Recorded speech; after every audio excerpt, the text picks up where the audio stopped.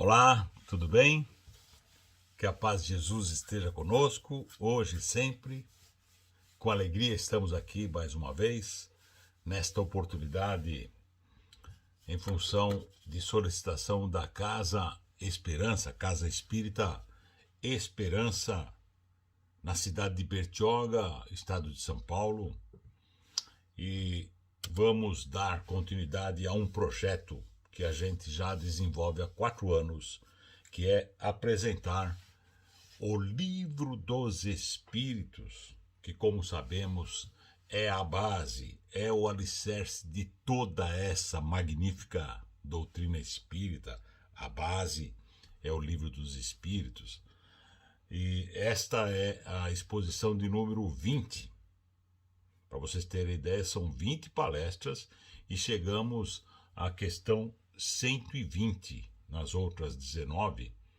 Portanto, a gente está fazendo isso de maneira paulatina, comentando com detalhes cada uma das questões. O Livro dos Espíritos, amigos, é uma obra que deve ser estudada ao invés de simplesmente lida. Aquele que tem simpatia, que gosta, que é espírita, que é um estudioso da doutrina, tem que necessariamente conhecer, estudar o Livro dos Espíritos, de preferência em grupo. O Livro dos Espíritos foi dividido em 4 grandes partes, alguns chamam de 4 grandes livros, e é importante saber que cada uma dessas partes do Livro dos Espíritos gerou uma das outras 4 obras da codificação espírita. Como sabemos, são eles: o Livro dos Médiuns, o Evangelho segundo o Espiritismo, que é a mais conhecida, Céu e Inferno e a Gênese. Então, o Livro dos Espíritos, mais essas 4 obras, compõem o Pentateuco Espírita. A codificação kardeciana é o alicerce de todo esse magnífico edifício doutrinário que é o Espiritismo. Nós vamos dar continuidade, estamos na segunda parte, como dissemos, e esta segunda parte tem por título Do Mundo Espírita ou Mundo dos Espíritos. São 11 capítulos, esta segunda parte. Nós estamos no capítulo 1, denominado Dos Espíritos, e hoje nós vamos dar continuidade e vamos concluir o tema Progressão dos Espíritos. Vamos abordar as questões de número 121 a 127. Então vamos lá, vamos trabalhar. Questão 121. Kardec pergunta, por que é que alguns espíritos seguiram o caminho do bem e outros do mal? Não têm eles o livre-arbítrio? Kardec perguntou. Desculpa, os espíritos superiores responderam para essa pergunta. Por que alguns seguiram o caminho do bem e outros do mal? E os espíritos superiores responderam, não têm eles o livre-arbítrio? Deus não o criou maus, criou-os simples e ignorantes. Ou seja, cada um de nós, ao adentrar o mundo, o reino hominal, como espírito humano, fomos criados como uma folha em branco, simples e ignorantes, uma base. É justo, né? Portanto, dizem os espíritos, tendo cada um de nós tanta aptidão para o bem quanto para o mal. Os que são maus, assim se tornaram por vontade própria. Eu vou fazer com vocês alguns comentários aqui sobre o livre-arbítrio, que é um princípio básico, importantíssimo do Espiritismo. Fica complicado você avançar na compreensão de uma série de preceitos espíritas sem ter uma noção assim importante do livre-arbítrio. Qual é a definição? Livre-arbítrio é a liberdade de fazer ou de não fazer. Livre-arbítrio.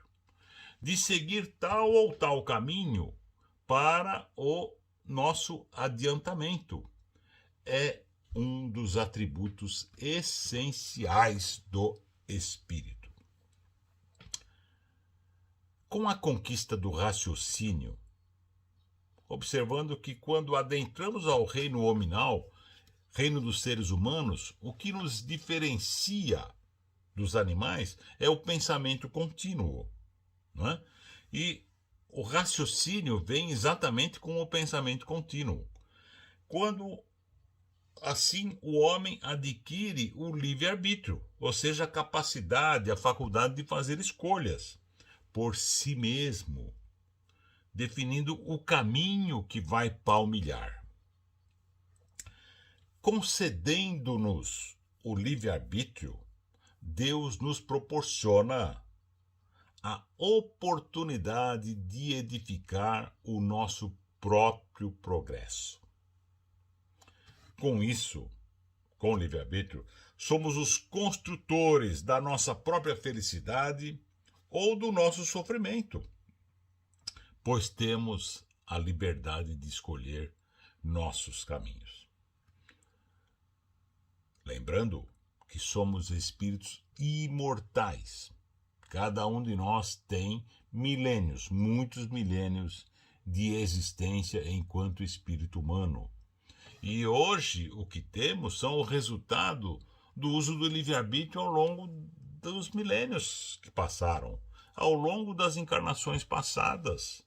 Estamos vivenciando hoje situações consequência desse processo evolutivo resultante das nossas escolhas usando o livre-arbítrio. Uma outra coisa importante, registrem isso. Para a doutrina espírita, não existe destino. O destino no sentido que vulgarmente se entende, era o meu destino, tinha que ser assim. Não. Para o espiritismo também não existe sorte nem azar. Aliás, ter sorte dá um trabalho, viu? E mais, agora vai complicar. Para o espiritismo também não existem vítimas. Como assim não existem vítimas? Caramba, acontece cada coisa, cada tragédia, as pessoas passam por sofrimentos atrozes. Como que não são vítimas? Esse cara é louco, né? Estou dizendo vítimas no sentido que a gente considera assim, que a pessoa está passando por uma situação sem merecer. Esse é o conceito vulgar de vítima. Agora pensemos juntos. Se vítimas existissem, teríamos que necessariamente questionar a providência divina. Como assim? Claro. Se você admitir que existem vítimas no sentido vulgar, necessariamente você estará admitindo que Deus gosta mais de uns do que de outros. Tanto é que nascem pessoas com extremas dificuldades, com doenças graves, com deficiências, na miséria. Outras nascem na opulência, em palácios, com todos os recursos possíveis, saúde perfeita. Como assim? Pense nisso. Deus não cria privilégios.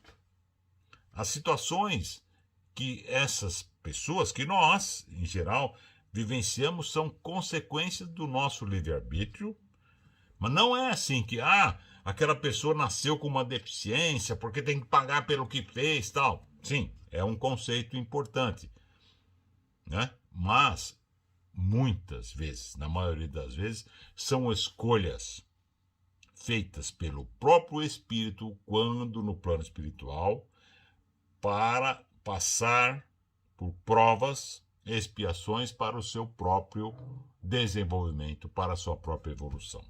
A gente vai falar disso em outras oportunidades. É o que chamamos de planejamento encarnatório. Então, registrando, para o Espiritismo não há destino, não há sorte nem azar e tampouco vítimas. E voltando ao livre-arbítrio, o futuro é construído todos os dias. As decisões que tomamos hoje, as escolhas que fazemos, geram consequências no amanhã. O futuro é consequência das decisões do passado. Através dos nossos pensamentos e ações, escolhemos nossos caminhos. E esses caminhos levam a inevitáveis consequências. Pode parecer que eu estou um pouco repetitivo, mas é que eu estou querendo frisar isso. As escolhas geram consequências, boas ou não, mas são consequências. A evolução é o fundamento da vida. É para isso que a gente está encarnado, para evoluir. E a evolução ocorre necessariamente pela aquisição de conhecimentos, no sentido amplo, total. Esses conhecimentos podem ser técnicos, afetivos, a gente pode começar a se controlar melhor, emocionais, educação dos sentimentos. Registrem isso. É possível que a gente comece a educar os nossos sentimentos. Conhecimentos morais, filosóficos, científicos, religiosos, etc. E é a soma, o acúmulo desses conhecimentos novos, que vamos, através desses conhecimentos, que a gente vai modificando a visão que temos de nós mesmos, através do autoconhecimento, analisando-se, né? A visão que temos dos outros, do mundo que nos cerca, de Deus.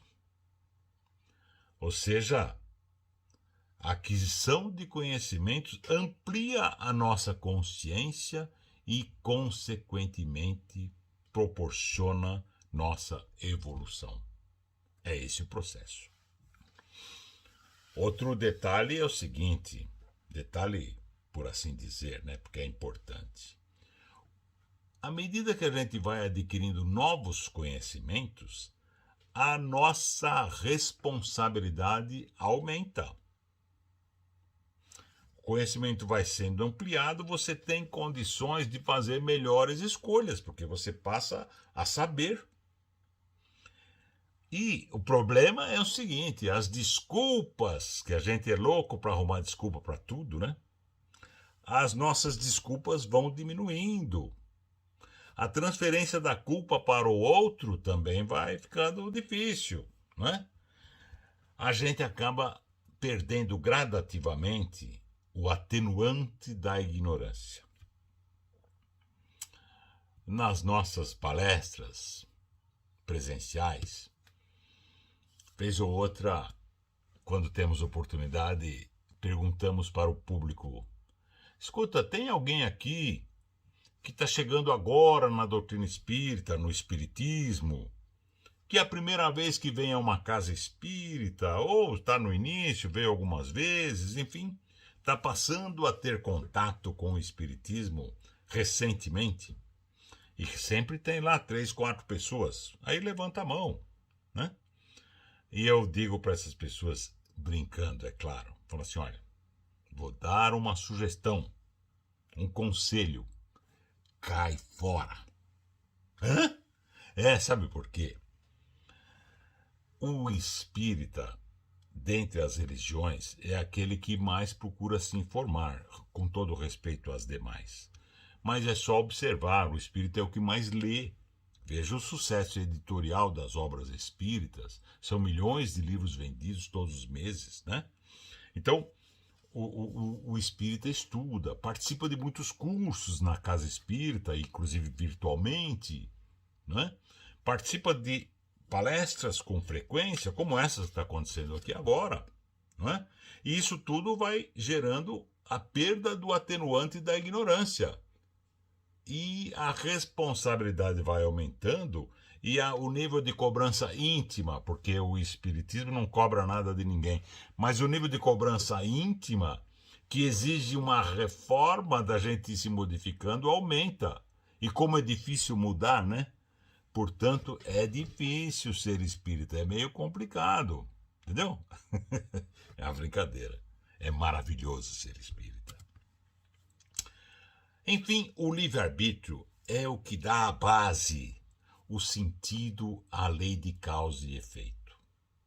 É ele, o livre-arbítrio e suas consequências, como vimos, que proporcionam coerência e justiça ao processo evolutivo do espírito. Por que coerência e justiça? Porque a cada um segundo suas obras, a cada um de acordo com seus méritos. Cada um colhe o que planta. É o livre-arbítrio que sustenta a justiça na evolução do universo inteligente. Registremos o seguinte: Deus jamais interfere no livre-arbítrio dos homens. Se assim fizesse, seríamos como marionetes, não é? Vai para cá, vai para lá, não sei o quê. E que mérito teríamos se fôssemos marionetes, se Deus interferisse em tudo na nossa vida? Se Deus interferisse nas nossas escolhas, no nosso livre-arbítrio, não haveria justiça. Tampouco harmonia no universo. E lembramos, Deus não cria privilégios. Óbvio. Resumindo, questão do livre-arbítrio, cada um colhe exatamente o que plantou. A semeadura é livre, porém a colheita é obrigatória. Vou repetir, a semeadura é livre, mas a colheita é obrigatória. Lembremos Jesus, a cada um segundo suas obras. Questão 122. Kardec pergunta: como podem os espíritos em sua origem, quando ainda não têm consciência de si mesmos, gozar de liberdade de escolha entre o bem e o mal? Continua perguntando: há neles algum princípio, qualquer tendência que os encaminhe para uma senda de preferência ou para outra? Né? Um determinismo que leva de cara lá na outra origem, um vai mais para cá, outro vai mais para lá. A gente já sabe que não, né? Os espíritos superiores respondem: o livre-arbítrio se desenvolve à medida que o espírito adquire consciência de si mesmo. Já não haveria liberdade desde que a escolha fosse determinada por uma causa independente da vontade do espírito. Claro, se houvesse uma determinação, interferiria no livre-arbítrio e não seria resultado da vontade individual do espírito. A causa dos desvios ou não está nele, está fora dele, nas influências que cede em virtude da sua livre vontade. E eles concluem respondendo: é o que se contém na grande figura emblemática da queda do homem e do pecado original. Uns cederam à tentação, outros resistiram. Vocês sabem, não é? O que se chama de pecado original é aquela situação simbólica, insistimos, simbólica, porém emblemática, como dizem os espíritos, na qual os supostos primeiros habitantes da Terra do planeta, que são nossos queridos Adão e Eva. Essa é uma outra simbologia. Não foram eles os primeiros habitantes da Terra, mas esse é o assunto para uma outra vez, não é? Então, lembrando, então estava lá só o Adão e Eva, né? Lá no paraíso, mas eles foram avisados, foram advertidos por Deus de que não deveriam comer o fruto da árvore do conhecimento, conhecimento do bem e do mal, pois se o fizessem, sofreriam graves consequências. Então Deus falou assim, ó, aqui é uma maravilha, isso aqui é o paraíso, tudo aqui é sensacional, vocês podem comer, beber o que quiser, os animais são mansinhos, aqui tudo só alegria.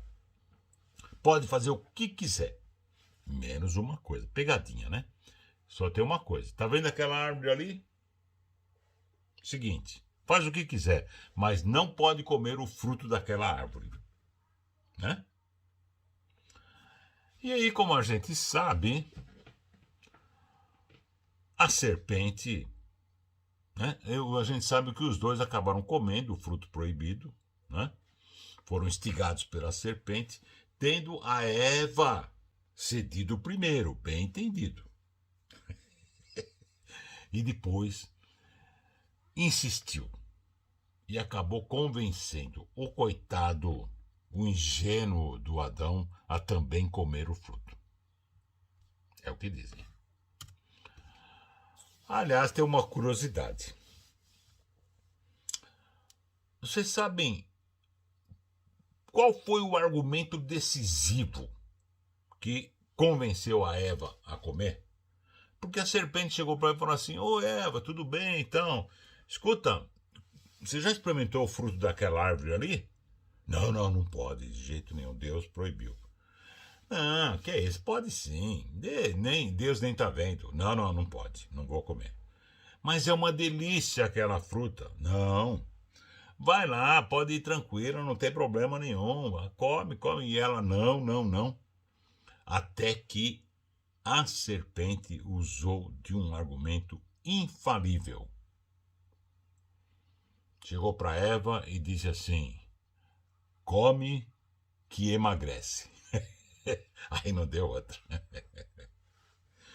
É uma brincadeira, é claro. Nessa figura alegórica, insistimos, como consequência de terem desobedecido a Deus, eles foram expulsos do jardim do Éden, o paraíso, e estava configurado o pecado original. Muita gente diz que a gente paga até hoje por causa desse pecado. Porque Deus teria ficado muito bravo e falou para eles assim, olha, escuta, vocês me desobedeceram, papapá, acabou a moleza, não tem mais o paraíso, e a partir de hoje vocês terão que ganhar o pão de cada dia com o suor do próprio rosto, ou seja, com o trabalho, né? E então a gente tem que trabalhar até hoje, passar por tudo isso, porque os dois lá, não sei quantos mil anos atrás, comeram uma frutinha. Olha que coisa, né? É justo isso, né? Se bem que tem uma coisa, se isso fosse verdade, até que não seria tão ruim, porque a gente passou a ter que trabalhar, e o trabalho é que traz o progresso da humanidade, né? Todas as conquistas são feitas pelo trabalho. Então, ótimo, ainda bem que a Eva comeu a fruta. Obrigado, viu, Eva, porque a gente pôde se desenvolver.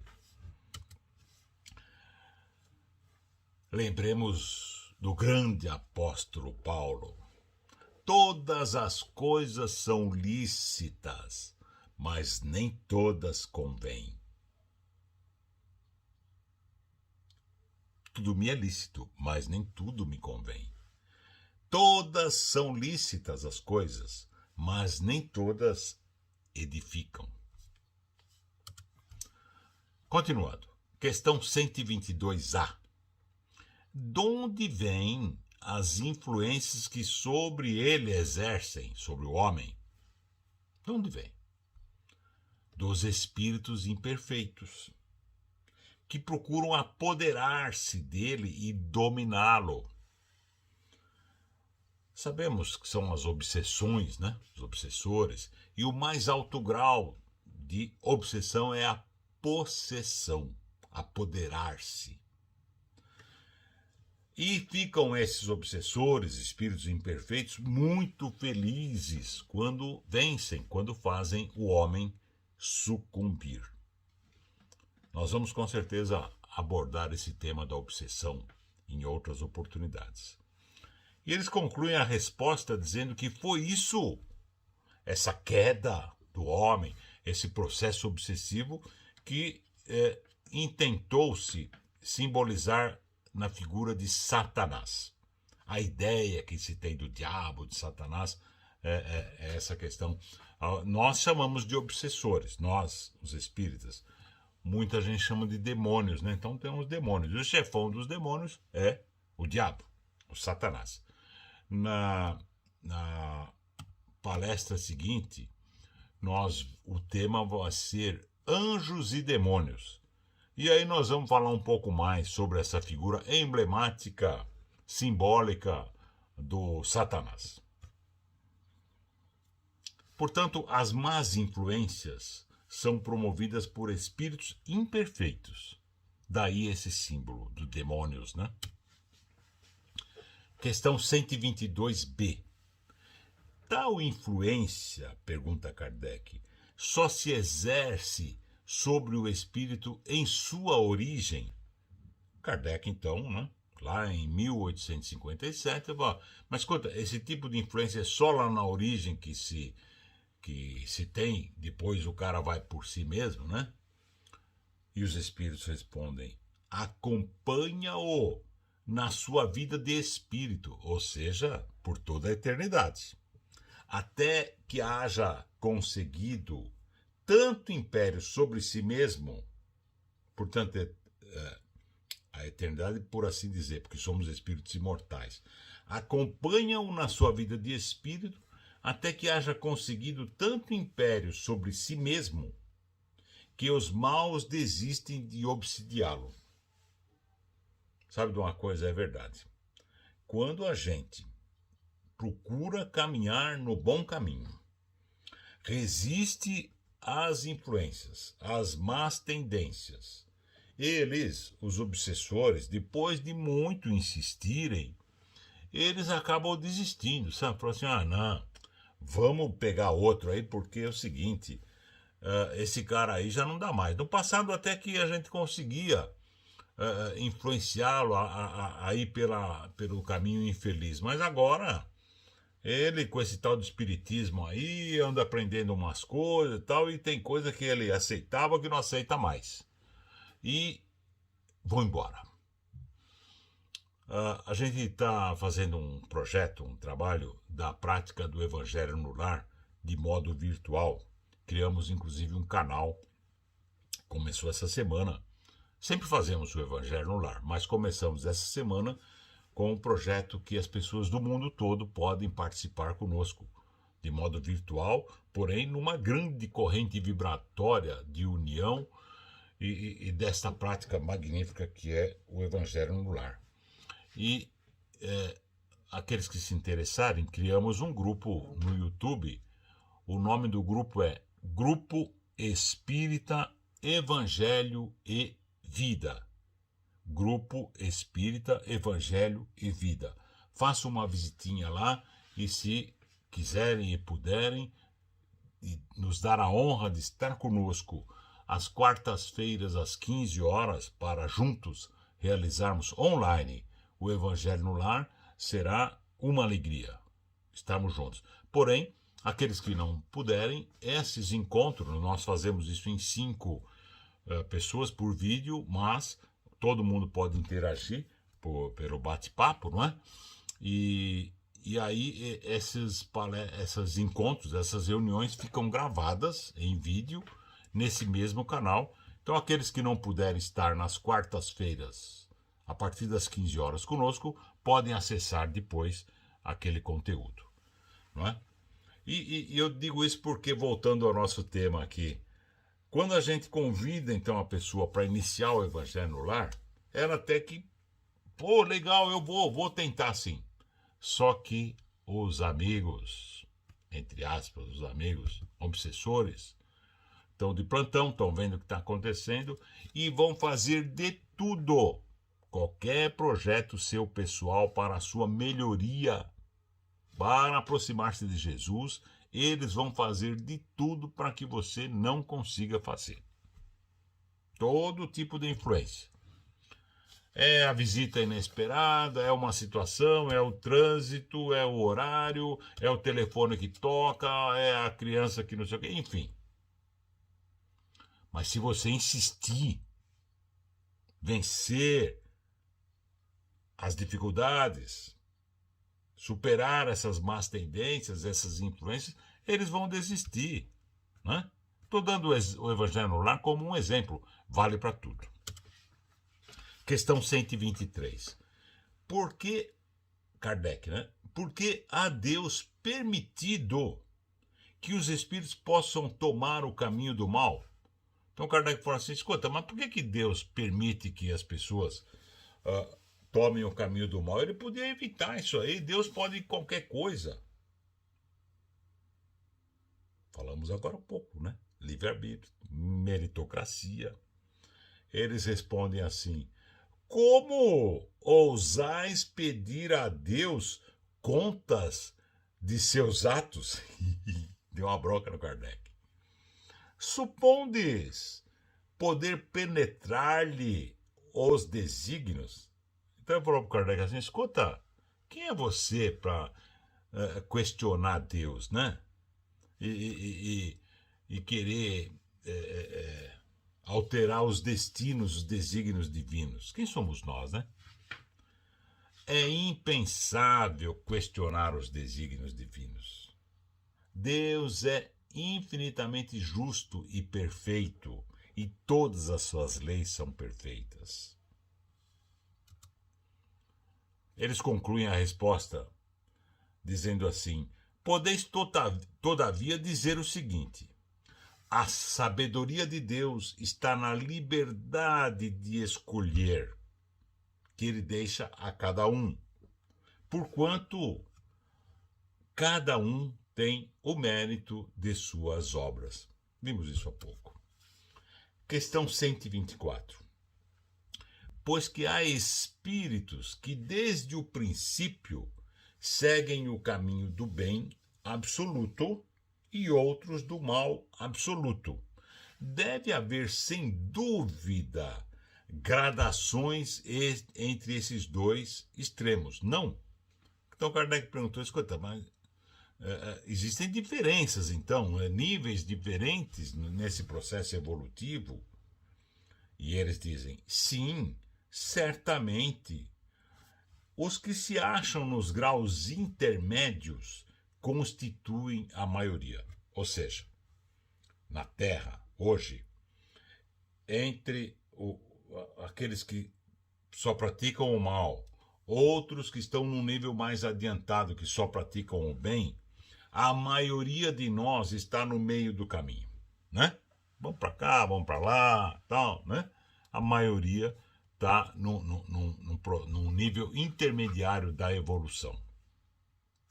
Aqueles que desejarem, dá uma olhada no Livro dos Espíritos, no Livro dos Espíritos, as questões de 96 a 100, tem lá uma belíssima explanação sobre a escala espírita, em que dá para perceber os diferentes níveis evolutivos dos espíritos encarnados e desencarnados. Questão 125. Os espíritos que enveredaram pela senda do mal poderão, olha que legal, poderão chegar ao mesmo grau de superioridade que os outros? Então Kardec está falando assim, ó, aqueles que a gente vê aí no noticiário toda hora, né? Pessoas assim de uma maldade, uma coisa assim aterradora, né?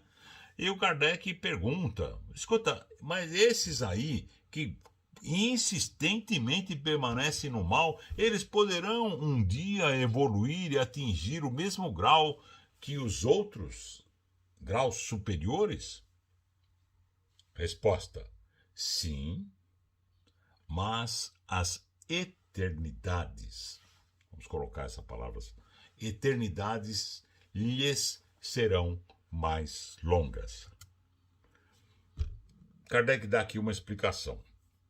Ele diz assim: por estas palavras, as eternidades, devemos entender a ideia que os espíritos inferiores, esses que ainda estão na senda do mal, fazem da perpetuidade de seus sofrimentos. Os espíritos inferiores são sofredores, sofrem muito.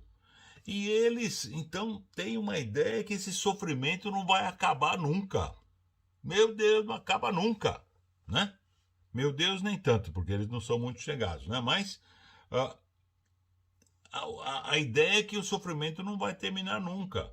Eles não conseguem ver o final desses sofrimentos, dessas dificuldades. Daí as ideias de que as eternidades, que para eles, esse sofrimento, a ideia de inferno, né, que a gente aprendeu, é uma coisa eterna também, o que não faz o menor sentido.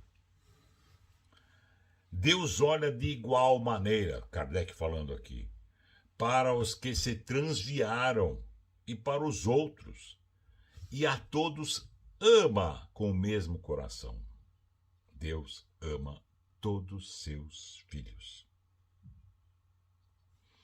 Aqueles são chamados maus porque sucumbiram.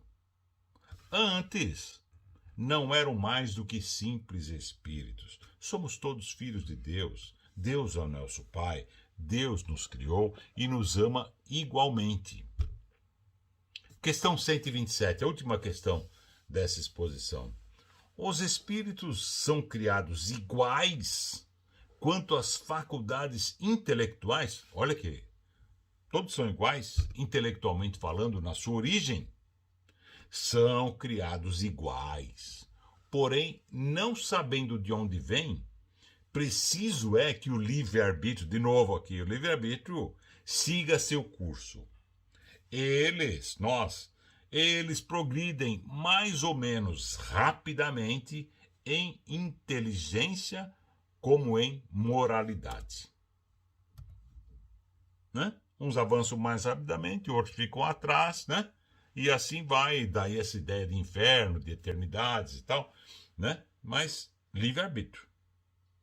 Dependendo do livre-arbítrio, você avança moralmente mais rapidamente ou menos.